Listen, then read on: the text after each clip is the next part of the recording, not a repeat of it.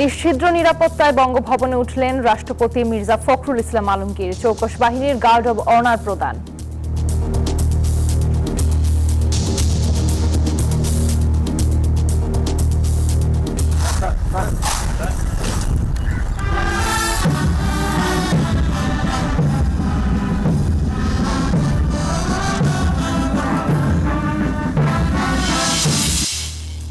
প্রধানমন্ত্রীর ভারত সফরের আগে সম্মান এবং সমমর্যাদা নিশ্চিত চায় ঢাকা। ভবিষ্যৎ সম্পর্কের প্রতিফলন দেখা যেতে পারে মত বিশ্লেষকদের। আমি ভারতের সাথে চলবো, ফ্রেন্ডলি রিলেশনস রাখবো, বাট সবকিছুর বিনিময়ে না।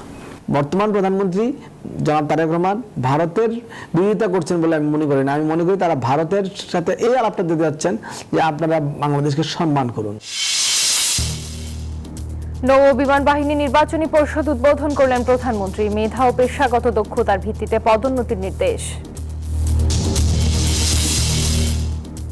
রোহিঙ্গা সংকট সমাধানে দায়িত্ব নিতে হবে মিয়ানমারকেই। মানবিক সহায়তা নয়, প্রত্যাবাসনই একমাত্র সমাধান। Let us work together to create the conditions for the Rohingya to return home safely, voluntarily, with dignity and with hope. রোহিঙ্গাদেরকে Bangladesh সরকার আশ্রয় দিয়েছেন, তাদের পাশে দাঁড়িয়েছেন সম্পূর্ণ মানবিক মূল্যবোধের জায়গা থেকে। জনগণের কাছে দায়বদ্ধ সরকার বললেন বিএনপির ভারপ্রাপ্ত মহাসচিব। 5 ধাপে স্থানীয় সরকার নির্বাচন জানালেন এলজিআরডি মন্ত্রী। রংপুরে একই পরিবারের 4 জনকে হত্যার ঘটনায় গ্রেফতার 2। সুষ্ঠু বিচার দাবিতে স্থানীয় শিক্ষক শিক্ষার্থীদের মানববন্ধন। এবং আইসিসি টেস্ট র্যাঙ্কিং এ 3 ধাপ এগিয়ে 6 বাংলাদেশ। ম্যাকাই টেস্টে অস্ট্রেলিয়ার কাছে ইনিংস ও 51 রানে হার। সিরিজ শেষ 1-1 সমতায়। স্বাগত নিউজ 24 সংবাদে, আপনাদের সাথে আছি আমি জান্নাতুল ফেরদৌস রুবা। দেখছিলেন বিআরবি কেবলস সংবাদ শিরোনাম। বঙ্গভবনে উঠলেন রাষ্ট্রপতি মির্জা ফখরুল ইসলাম আলমগীর। সকালে মিন্টো রোডের সরকারি বাসভবন থেকে রওনা হয়ে নিশ্ছিদ্র নিরাপত্তায় নতুন ঠিকানায় পৌঁছান দেশের 23তম রাষ্ট্রপ্রধান। বঙ্গভবনে তাকে গার্ড অব অনার প্রদান করে প্রেসিডেন্ট গার্ড রেজিমেন্টের চৌকস দল। জাতীয় পতাকাবাহী গাড়ি আর কঠোর প্রটোকলে বঙ্গভবনের দিকে এগিয়ে চলে দেশের 23তম রাষ্ট্রপতির সুসজ্জিত গাড়িবহর। তাকে বরণ করে নিতে রাজপথ থেকে বঙ্গভবন সবখানে ছিল উৎসব মুখর পরিবেশ। রাষ্ট্রপতির আগমন ঘিরে বঙ্গভবন ও এর আশপাশের পুরো এলাকা কয়েক স্তরের নিশ্ছিদ্র নিরাপত্তা বলয়ে বসানো হয় কড়া নজরদারি চৌকি। বঙ্গভবনে পৌঁছানোর পর নতুন রাষ্ট্রপতিকে স্বাগত জানান সামরিক ও বেসামরিক ঊর্ধ্বতন কর্মকর্তারা। প্রেসিডেন্ট গার্ড রেজিমেন্ট পিজিআর এর একটি চৌকস দল নতুন রাষ্ট্রপ্রধানকে ঐতিহ্যবাহী গার্ড অফ অনার প্রদান করে। রাষ্ট্রপতি সালাম গ্রহণ করেন এবং কুচকাওয়াজ পরিদর্শন করেন। গত শুক্রবার সন্ধ্যায় বঙ্গভবনের দরবার হলে রাষ্ট্রপতির শপথ গ্রহণ করেন মির্জা ফখরুল ইসলাম আলমগীর। রাজু মাহমুদ, নিউজ 24, ঢাকা। প্রধানমন্ত্রী ভারত সফরের আগে বাংলাদেশের সম্মান এবং সমমর্যাদা নিশ্চিত করতে হবে আমন্ত্রণকারী দেশটিকে, এমনটি মনে করছেন বিশ্লেষকরা। বলছেন 2 দেশের সম্পর্কের ভবিষ্যৎ কি হবে তার প্রতিফলন দেখা যেতে পারে সম্ভাব্য এই সফরে। তাদের মতে ভারতের আমন্ত্রণ প্রধানমন্ত্রী গ্রহণ করেছেন কিনা তা পররাষ্ট্র মন্ত্রণালয়ের পরিষ্কার করা উচিত। শাহালি জয়ের প্রতিবেদন। এক পক্ষের আমন্ত্রণ, অন্য পক্ষের শর্ত। ভারতের প্রধানমন্ত্রী নরেন্দ্র মোদীর আমন্ত্রণে বাংলাদেশের প্রধানমন্ত্রী তারেক রহমানকে দিল্লি সফর করবেন এ নিয়ে এখনো অনিশ্চয়তা। বাংলাদেশ বলছে সফরের আগে দিল্লিকে অনুকূল পরিবেশ তৈরি করতে হবে। সেই পরিবেশ তৈরির দর কষাকষিতে ফলাফল কি তা এখনো অজানা। আমি যদি সেখানে অলমোস্ট 1 মাস ধরে যদি আমি এটাই করি, যাব কি যাব না, যাব কি যাব না, তারপর যদি আমি শেষ সময় যাই তাহলে অবশ্য বলে তুমি এতদিন কেন করলাম, আমরাও একটু প্রস্তুতি নিতে পারতাম। বিশ্লেষকরা মনে করেন ভারতের সঙ্গে সম্পর্ক এগিয়ে নেওয়ার সুযোগ আছে, তবে তা অতীতকে ভুলে নয়। যে কথাটা বলা হয় চোখে চোখ রেখে কথা বলা, আমি এটার বিরোধী না। আমি ভারতের সাথে চলবো, ফ্রেন্ডলি রিলেশনস রাখবো, বাট সবকিছুর বিনিময়ে না। এই জায়গাতেই বার্গেনিংটা হচ্ছে যে আমি সম্মান হারিয়ে ভারত যাব নাকি আমি সম্মানটা নিয়ে ভারতে যাব। বর্তমান প্রধানমন্ত্রী জনাব তারেক রহমান ভারতের বিরোধিতা করছেন বলে আমি মনে করি না। আমি মনে করি তারা ভারতের সাথে এই আলাপটা দিতে যাচ্ছেন যে আপনারা বাংলাদেশকে সম্মান করুন। সাবেক প্রধানমন্ত্রী শেখ হাসিনাকে ফেরত চায় বাংলাদেশ। দাবি রয়েছে ওসমান হাদির হত্যাকারীদের ফিরিয়ে দেয়ারও। ভারত সফরের আগে এই বিষয়গুলোর মীমাংসা নিয়ে প্রশ্ন তুলতে পারে ঢাকা, বলছেন বিশ্লেষকরা। একই সঙ্গে প্রধানমন্ত্রীকে ব্রিক্স সম্মেলনে অংশ নেয়ার আমন্ত্রণও জানিয়ে রেখেছে ভারত, যে সম্মেলন হবে দিল্লিতে। এই অবস্থায় ভারত সফর নাকি শুধু সম্মেলনে অংশগ্রহণ করবেন তারেক রহমান? বিশ্লেষকরা বলছেন প্রসঙ্গ একটি হোক বা দুটি, দিল্লি গেলে কিছু অর্জনের সুযোগ তৈরি হবে। বাংলাদেশের এখন বড় এটা হলো যে আমার একটা বিশাল ইমেজ তৈরি করতে হবে। যেই কাঠামোর মধ্যেই আমাকে আমন্ত্রণ করুন না কেন, আমার একটা সুযোগ আছে আমার একাধিক দেশের এবং রাষ্ট্র সরকার প্রধানের সাথে দেখা করা। কারণ তাদের সাথে আমি এককভাবে যদি দেখা করতে চাই তাহলে হয়তো 5-6 বছরই লেগে যাবে, তাই না? তো আমি সেই সুযোগটা হারাবো কেন, বিশেষ করে যেখানে আমার বড় ধরনের ইনভেস্টমেন্ট দরকার। বিশ্লেষকদের মতে প্রধানমন্ত্রী তারেক রহমানের সম্ভাব্য দিল্লি যাওয়া না যাওয়া এখন শুধু একটি রাষ্ট্রীয় সফরের প্রশ্ন নয়, বরং এটি হয়ে উঠেছে শেখ হাসিনা পরবর্তী ঢাকা দিল্লি সম্পর্কের নতুন সমীকরণের প্রথম বড় পরীক্ষা। শাহ আলী জয়, নিউজ 24, ঢাকা।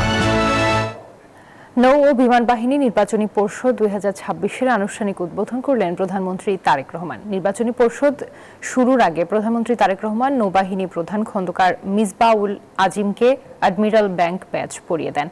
দেশের স্বাধীনতা ও সার্বভৌমত্ব রক্ষার পাশাপাশি অভ্যন্তরীণ শান্তি শৃঙ্খলা, স্থিতিশীলতা ও দুর্যোগ মোকাবিলায় নৌ ও বিমান বাহিনীর অবদানের প্রশংসা করেন প্রধানমন্ত্রী। পদোন্নতির জন্য রাজনৈতিক মতাদর্শ ও ব্যক্তিগত পছন্দ অপছন্দের ঊর্ধ্বে থেকে কর্মকর্তাদের পেশাগত দক্ষতা, নেতৃত্বের গুণাবলী, শৃঙ্খলা ও দূরদর্শিতার উপর গুরুত্ব আরোপ করেন তিনি। পরে প্রধানমন্ত্রী বিমান বাহিনীর বিভিন্ন গুরুত্বপূর্ণ অপারেশনাল স্থাপনা পরিদর্শন করেন।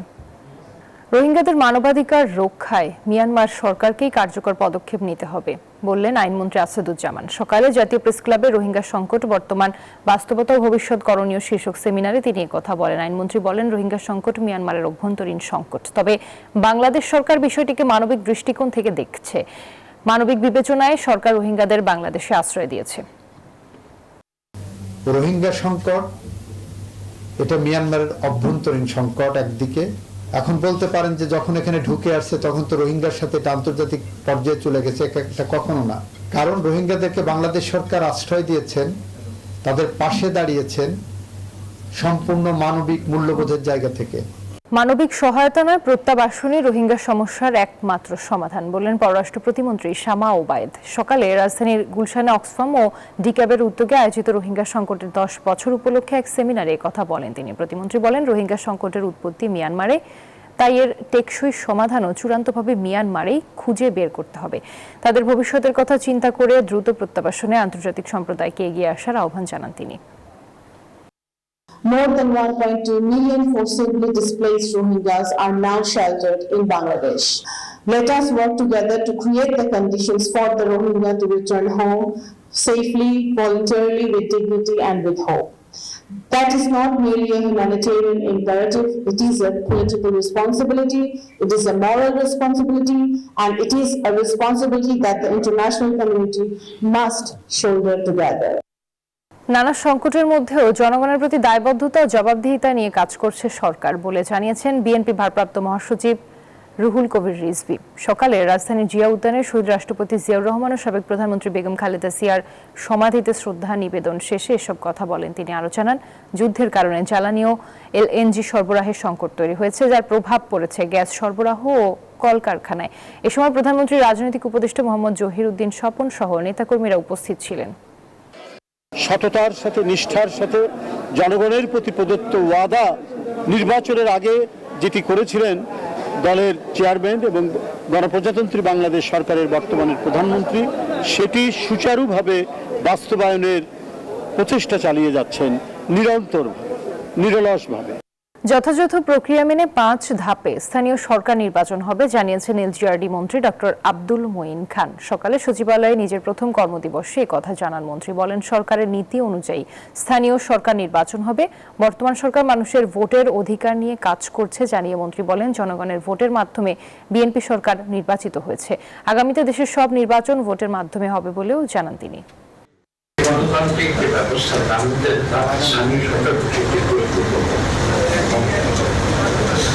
এবং সেই অঙ্গটি যদি সঠিক থাকে তাহলে কিন্তু পুরো দেহটি সঠিক। অর্থাৎ আমি বিশ্বাস করি যে বাংলাদেশের ইন্ডাস্ট্রি মন্ত্রণালয়ের মধ্যে স্থানীয় সরকার সঠিকভাবে কাজ করে জনগণের সঙ্গে যে সেবা যদি সঠিকভাবে দেয় তাহলে কিন্তু পুরো বাংলাদেশ ঠিক থাকবে। বিএনপি নেতা ইলিয়াস আলীকে গুমের ঘটনায় মানবতা বিরোধী অপরাধের মামলায় বিমান বাহিনীর উইং কমান্ডার সাইফুর রহমান সাইফকে গ্রেফতার দেখিয়ে কারাগারে পাঠানোর নির্দেশ দিয়েছেন আন্তর্জাতিক অপরাধ ট্রাইব্যুনাল। এছাড়া 25 অক্টোবরের মধ্যে এ মামলার তদন্ত প্রতিবেদন দাখিলের নির্দেশও দিয়েছেন ট্রাইব্যুনাল 1। প্রসিকিউশনের আবেদনের পর রোববার ট্রাইব্যুনাল 1 এ আদেশ দেন। এদিন সকাল ট্রাইব্যুনালে হাজির করা হয় সাইফুর রহমানকে। এর আগে গত 9 আগস্ট সাইফুর রহমানের বিরুদ্ধে গ্রেফতারি পরোয়ানা জারি করেন ট্রাইব্যুনাল 1। প্রসিকিউশন জানায় ইলিয়াস আলীকে গুমের ঘটনায় বিমান বাহিনীর উইং কমান্ডার সাইফুর রহমানের সম্পৃক্ততা পেয়েছেন তদন্ত কর্মকর্তারা।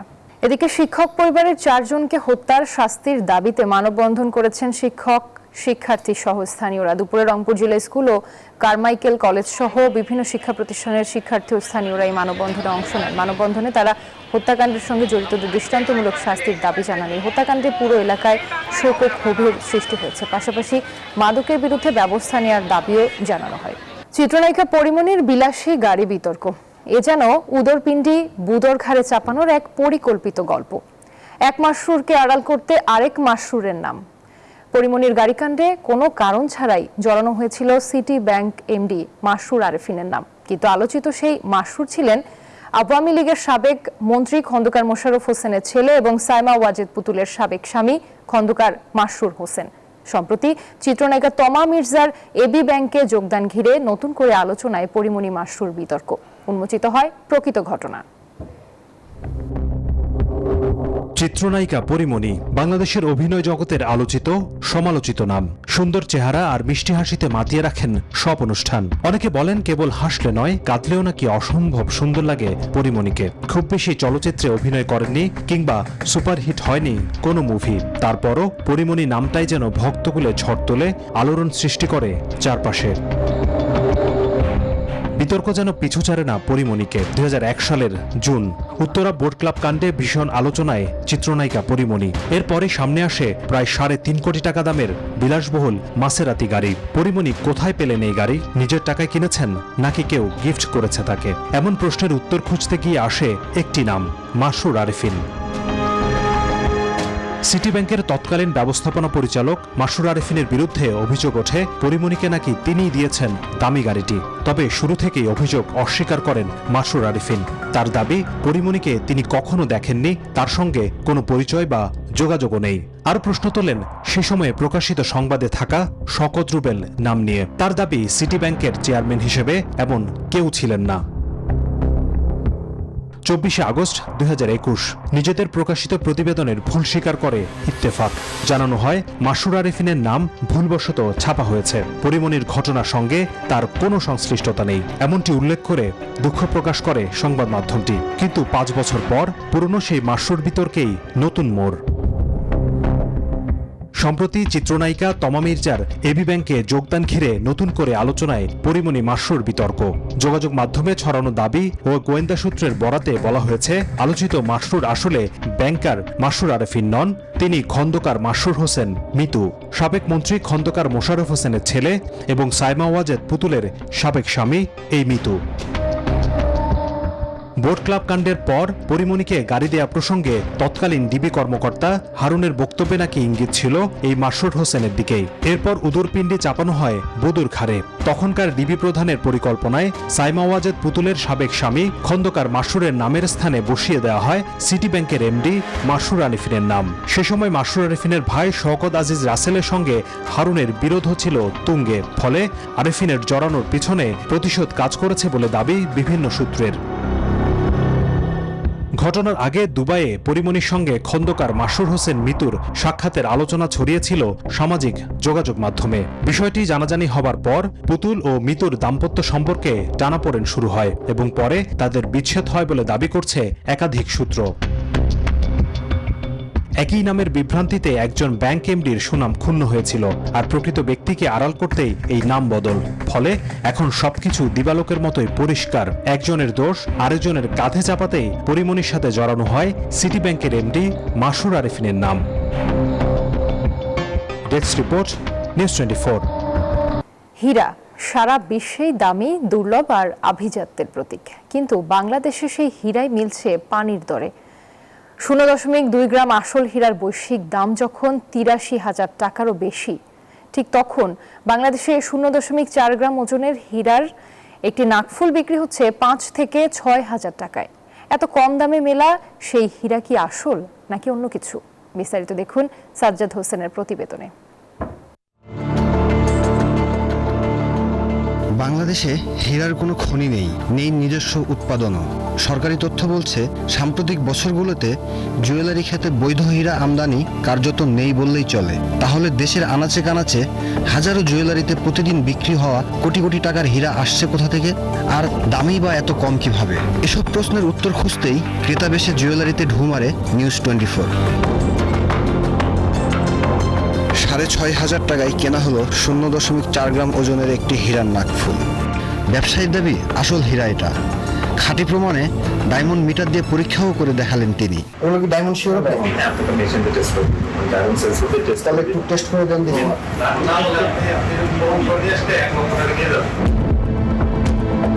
কিন্তু শুধু মেশিনে পজিটিভ আসলেই কি প্রমাণ হয় এটি আসল হীরা?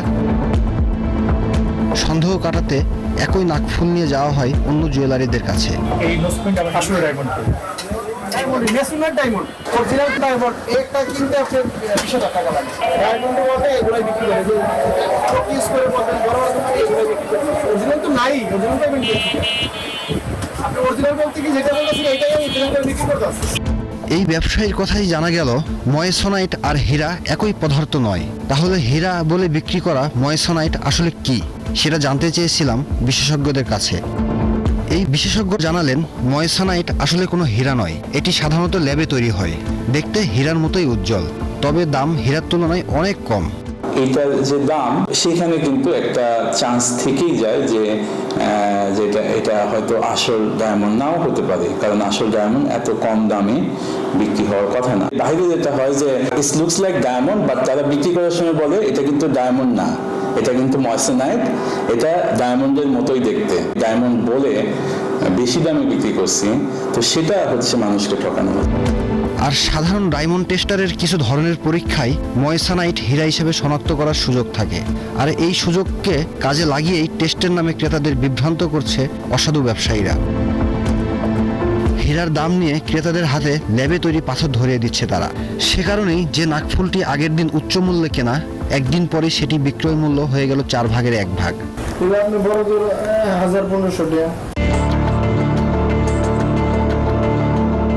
যে ব্যবসায়ীর কাছ থেকে নাকফুলটি কেনা হয়েছিল, বিক্রির সময় তিনিও আর অর্ধেকের বেশি দাম দিতে রাজি হলেন না। বিক্রির সময় যে হীরা মূল্যবান ছিল ব্যবসায়ীর কাছে, একদিনের ব্যবধানেই সেই ব্যবসায়ীর কাছেই সেটি হয়ে গেল কম দামি। বিক্রির সময় নকলকে আসল দাবি করে লাভ করলেও কেনার সময় ঠকতে রাজি নয় তারা। তাই পানির দরে হীরা কেনা বেচা চললেও ঠকে যাচ্ছেন শুধু ক্রেতারাই, আর লাভের গুড় পুরোটাই যাচ্ছে অসাধু ব্যবসায়ীদের পকেটে। সাজ্জাদ হোসেন, নিউজ 24, ঢাকা। এবার আন্তর্জাতিক প্রসঙ্গ। ভারতের ওড়িশার উপকূলে সিঙ্গাপুরগামী পণ্যবাহী জাহাজ ডুবির ঘটনায় এক বাংলাদেশি সহ নিখোঁজ 22 জন। শনিবার ওড়িশা উপকূল থেকে প্রায় 240 নটিক্যাল মাইল দূরে ডুবে যায় পানামার পতাকাবাহী এমভি ওশান উইনার। 1,700 টন লৌহ আকরিক বহনকারী জাহাজটিতে ছিলেন 24 জন ক্রু। তাদের মধ্যে 20 জন চীনা, 3 জন মিয়ানমারের ও 1 জন বাংলাদেশি নাগরিক। খবর পেয়ে ভারতীয় কোস্টগার্ড ও নৌবাহিনী যথাযথভাবে উদ্ধার অভিযান শুরু করে। এখন পর্যন্ত 2 জনকে উদ্ধার করেছে তারা। দ্বিতীয় টেস্টে লজ্জাজনক হার হলেও অস্ট্রেলিয়ার সঙ্গে 1-1 সমতায় সিরিজ শেষ করে ইতিহাস গড়ল বাংলাদেশ। ম্যাকাই টেস্টে ব্যাটিং ব্যর্থতায় ইনিংস 51 রানে হেরেছে টাইগাররা। 5 দিনের ম্যাচ শেষ 2 দিনেই। টাইগাররা এমন লজ্জার মুখোমুখি প্রথমবার। এদিকে সিরিজ ড্র করে আইসিসি টেস্ট র্যাঙ্কিংয়ে ইতিহাসের সেরা অবস্থানে বাংলাদেশ। 3 ধাপে গিয়ে এখন 6 নম্বরে লাল সবুজের দল। অস্ট্রেলিয়ার 210 রানেই বাংলাদেশের ইনিংস পরাজয়। প্রথম ইনিংসে চরম ব্যাটিং ব্যর্থতা, দ্বিতীয় ইনিংসেও টেস্ট ক্রিকেটটা খেলতে পারল না টাইগাররা। ম্যাকাই টেস্টে ইনিংস ও 51 রানে হার টাইগারদের। প্রথম ইনিংসে 64 রানে অল আউট হয়ে লজ্জায় ডোবে নাজমুল হোসেন শান্তর দল। সর্বোচ্চ স্কোর ছিল মাত্র 14 রান, তাও আবার পেসার শরীফুল ইসলামের ব্যাটে। অজিরাও যে খুব একটা সুবিধা করতে পেরেছে এমনটা নয়, তারাও গুটিয়ে গেছে 210 রান তুলে, কিন্তু ততক্ষণে বাংলাদেশ পিছিয়ে 146 রানে। দ্বিতীয় ইনিংসে এই রান টপকে বড় লক্ষ্য দিতে হতো টাইগারদের, তবে সে আশায় গুড়ে বালি। লাল সবুজের দল এবার অল আউট 95 রান তুলতেই। সব মিলিয়ে চূড়ান্ত ব্যবধান দাঁড়ায় 1 ইনিংস ও 51 রানের। ম্যাচের ফল হয়ে গেল 2 দিন শেষ হওয়ার আগেই। এমন ঘটনা বাংলাদেশের টেস্ট ক্রিকেট ইতিহাসে ঘটেনি গত 26 বছরেও। অথচ প্রথম ম্যাচে ইতিহাস গড়া জয় তুলে নেয় টাইগাররা। ব্যবধানটা ছিল 9 উইকেটের। অস্ট্রেলিয়ার মাটিতে টাইগারদের এমন দাপট ক্রিকেট বিশ্বকেই নাড়িয়ে দিয়েছে।